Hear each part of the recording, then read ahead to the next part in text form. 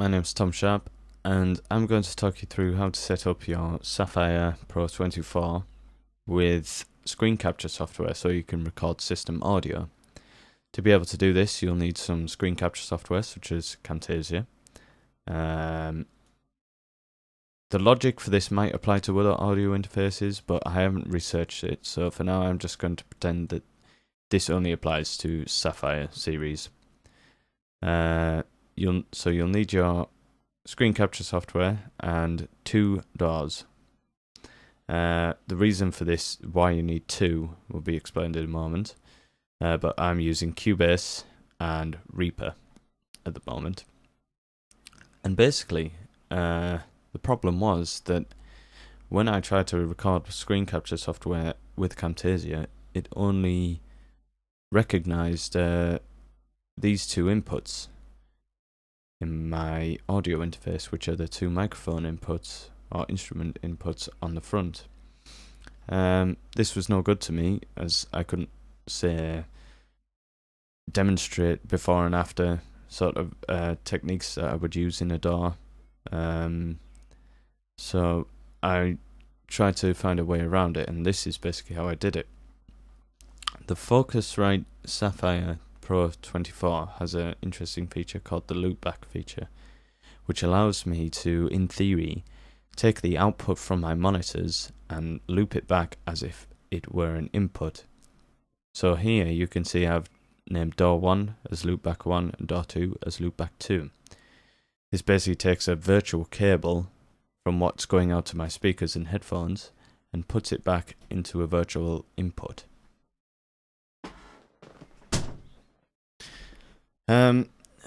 So if you set this up like so, you'll have virtual inputs that are actually bringing in the stereo audio. So I can go ahead and play a movie now, and it will pick up the audio from it.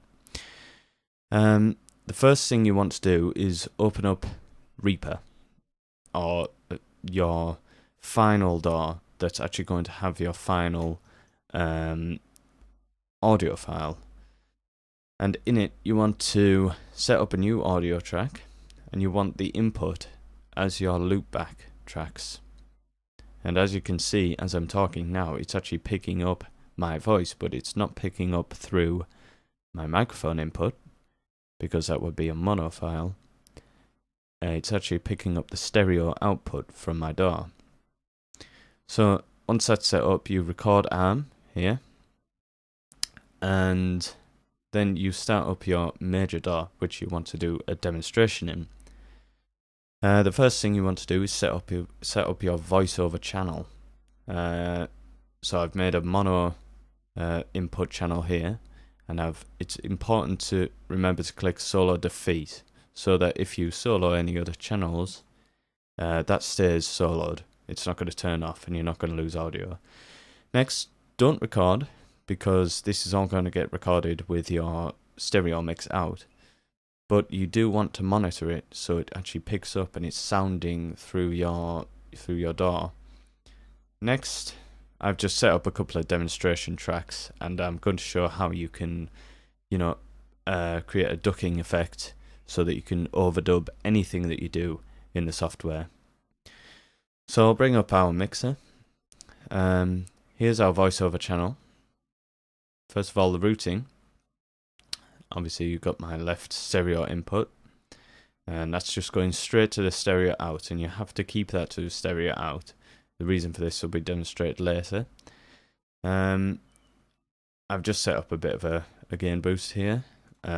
Most importantly, you want to gate some noise, because you don't want this horrible or any background noise really to be going on as you're doing a voiceover.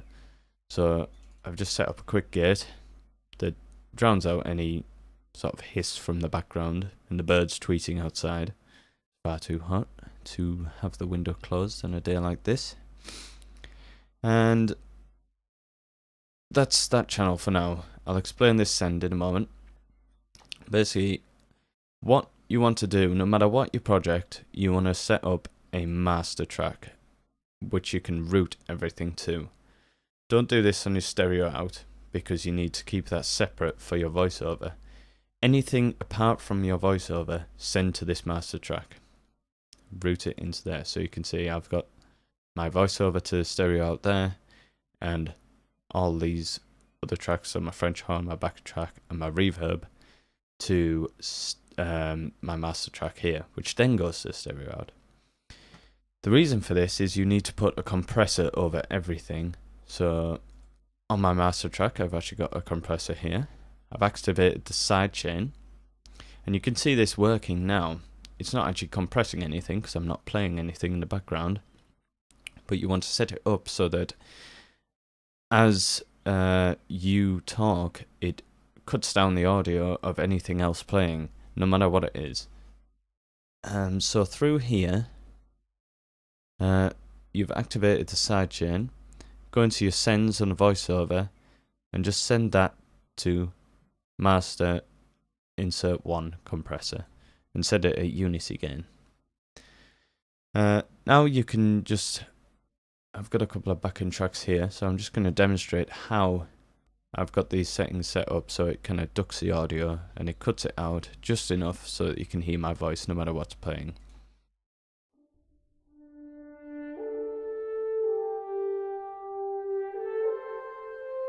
So you can hear there that you've got a nice kind of French horn sound going there. But as I talk, the audio cuts out and you can hear me quite clearly, but you can still hear music in the background. What I'm actually going to do now is just adjust this threshold a little bit so it's not cutting down the audio as much. I'll try it up here, and you can actually hear how the music isn't being affected. But as we lower the threshold, it starts to cut out a little bit more, and that just allows you to talk over whatever it is you're doing. And once you've got that set up, you can actually go back and I can mute stuff. I've got my sample modeling French horn playing there. And you can also do other things on the fly. You know, you can stop the track. This is the reason why you have a second DAW, because if you were constantly recording in Cubase, you couldn't just stop recording and bring the audio file out afterwards, because if you pause the recording in here, you'd have a big gap where you were talking and you weren't actually recording. So you need to have something external actually recording all the time. Once that's done, once you've finished your screen capture and your demo, you want to stop the recording and then take the audio file and take it into your video editing software, and all you have to do is just line up this audio track here with your video, and then you can just send your video off to YouTube and you're done. And that's how I got around this problem of Camtasia and other screen recording software not picking up my system audio from my audio interface. So I hope this video is helpful to those few who want to do this, or many maybe, and I'll hopefully have some more information for you next time. Thank you.